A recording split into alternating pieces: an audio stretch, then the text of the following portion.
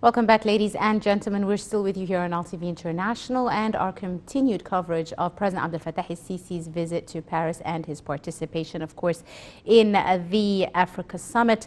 A very important initiative that France is hosting, bringing together over 30 leaders and heads of state as well as officials related to the effort, of course, in alleviating the economic hardship for the African continent. And of course, to continue with our coverage, bringing you some of the latest news making the headlines, President Abdel Fattah el-Sisi announced Egypt's participation in the international initiative to settle the Sudan debt as he addressed the Paris conference to support the transition of Sudan. He said this will be carried out through using Egypt's share at the IMF against the doubtful debts. We have more details in this report. President Abdel Fattah el-Sisi asserted Egypt's continued support to Sudan in order to achieve stability and development in the African nation, calling on all partners to back the Sudanese efforts.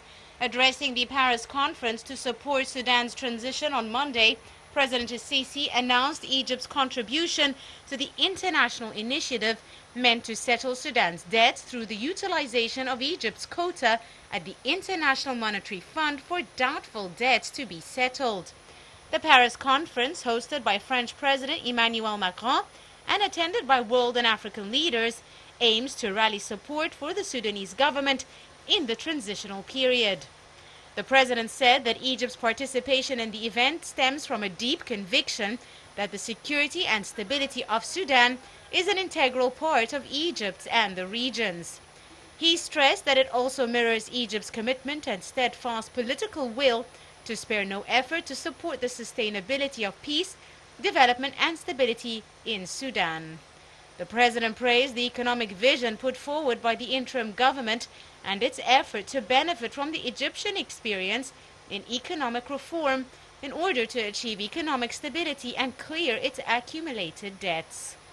Sudan seeks assistance in paying off $60 billion in foreign debt to the International Monetary Fund. It is also attempting to secure investment in order to revive its economy. Speaking about how to support Sudan's transition, President el-Sisi called on Sudanese parties to lead efforts to bring peace and stability to their lands under a framework of comprehensive national consensus based on the national priorities of the Sudanese people. He also praised the tangible achievements made by the transitional government, notably reaching a comprehensive peace agreement last October, which he said requires the international community's support for full implementation. President el-Sisi also urged support for the Sudanese efforts in the disarmament, demobilization and reintegration program aimed at ex-combatants. He called for upholding the principle of citizenship based on national consensus to confront attempts at division.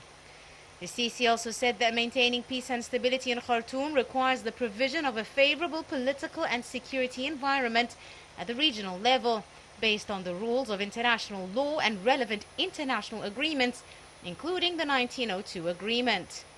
He emphasized that if the political will is available, the Nile River can be used to help foster comprehensive cooperation between the countries of the Nile Basin in a way that enhances stability in the region without harming any party.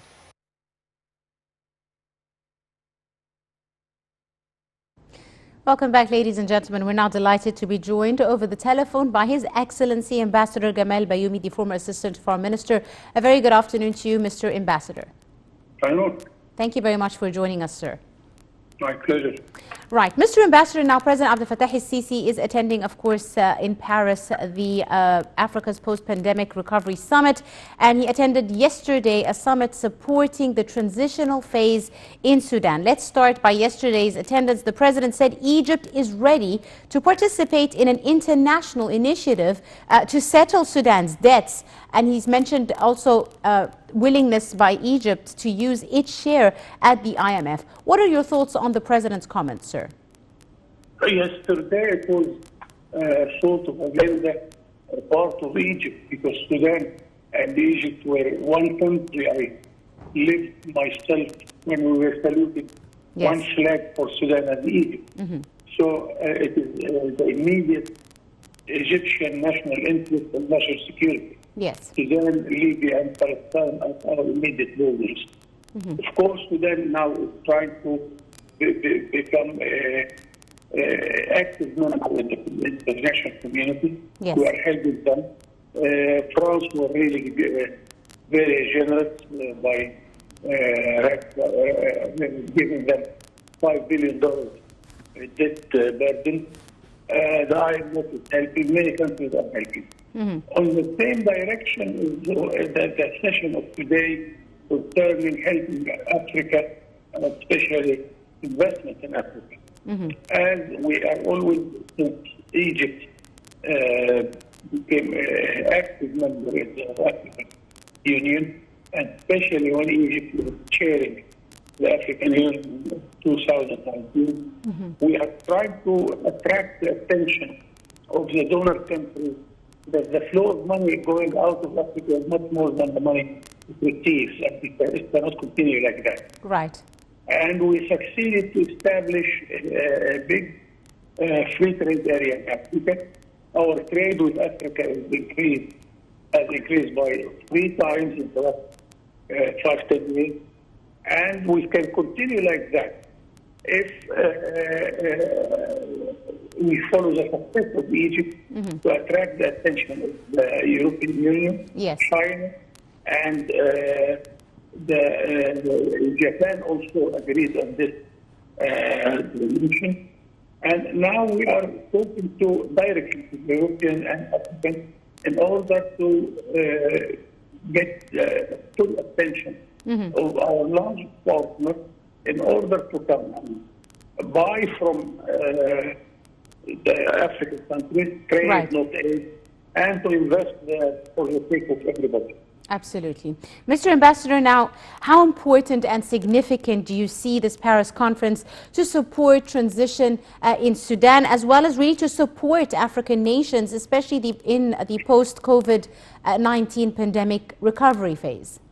Here we are fighting on 2 fronts. Yes. The disease itself and how to get the remedy and the necessary help to fight the disease. The second dimension or the second front is to fight the results of the economic results of the epidemic.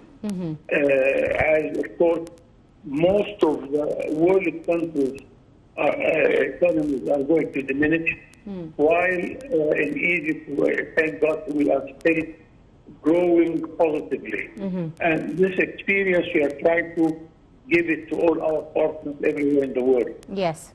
So we are calling to give some help, directly financial help to Africa. And I think in the G20, they decided to help Africa and the developing countries. Also in the G7, also with China, with the EU. So we hope that this will be translated into real projects, because really this is a big challenge for all of us in Africa in order to give our people better chance for living. Absolutely. Mr. Ambassador, now African leaders and heads of multilateral lenders are set to attend the meetings to find a way to finance African economies that, as you said, were hurt by the COVID-19 pandemic. Also, a discussion on the handling of the debt of the continent's billions of dollars in debt is also expected to occur. How important is this, Mr. Ambassador? What are your expectations for this discussion? We can continue our efforts to reach what we call debt forgiveness or debt burden from everybody. And I think this practice, we have enjoyed it in what we call the Paris Club. Egypt was enjoyed in the 80s that they forgive us for 50% of our debts. And we changed the situation of our debt in a better conditionality, whether the rate of interest or the period of giving back the loans. And I think Africa deserves much more attention in this. And all the beginnings would tell us that many countries are taking seriously, that many countries are ready to help Africa, whether the European Union, China, Japan, and others. Right. Mr. Ambassador, let's talk a bit about, the efforts that are being exerted, by the French president in recasting France's engagement in the African continent at a time where the continent faces a near $300 billion deficit by the end of 2023 as expected, whilst trying to recover from the COVID-19 downturn. Let's talk about the international responsibility towards Africa as a continent. As a matter of fact, always we hear whenever there is a session between the members of the IMF and the members of the World Bank, we are engaged in this process since 1979 in Tokyo, where the developed countries decided to give 1% of GDP to help the developing countries. Right. And this was not transferred in real terms. We have not seen this. We have seen it from countries like North Europe, like the Gulf countries, the Arab Gulf countries. They are helping a lot, but not all the countries.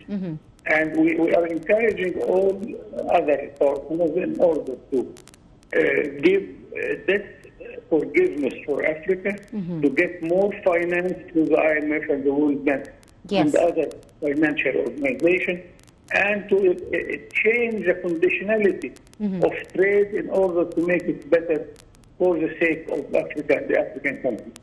Absolutely.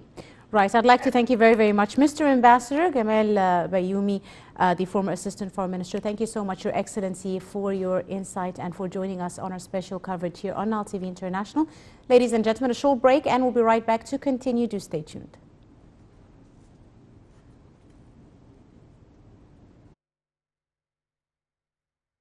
French President Emmanuel Macron said on Monday that his country will cancel almost $5 billion in debt owed by Sudan to Paris as part of efforts to help the country in its transition to democracy. After an international summit to support the transition in Sudan, Macron said that France was in favor of an outright cancellation of its debt to Sudan, which amounts to nearly $5 billion, saying the country needed to be rid of its burden of debt in order to move forward. Early on Monday, the French finance minister said Paris will lend Sudan $1.5 billion to help the African nation pay off its massive debt to the IMF.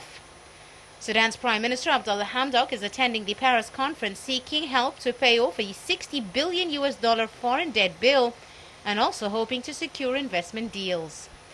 Hamdok is pushing to rebuild and reform a crippled economy and end Sudan's international isolation under former President Omar al-Bashir, whose 3 decades of rule were marked by economic hardship and international sanctions. The French top official said the rebuilding of an attractive and resilient market takes time, but he hopes he will convince private investors that the fundamentals for business are fully present. On Tuesday, French President Emmanuel Macron will join Hamdok and other African leaders for an economic summit for the continent, hoping to fill a financing shortfall of nearly $300 billion caused by the COVID-19 pandemic.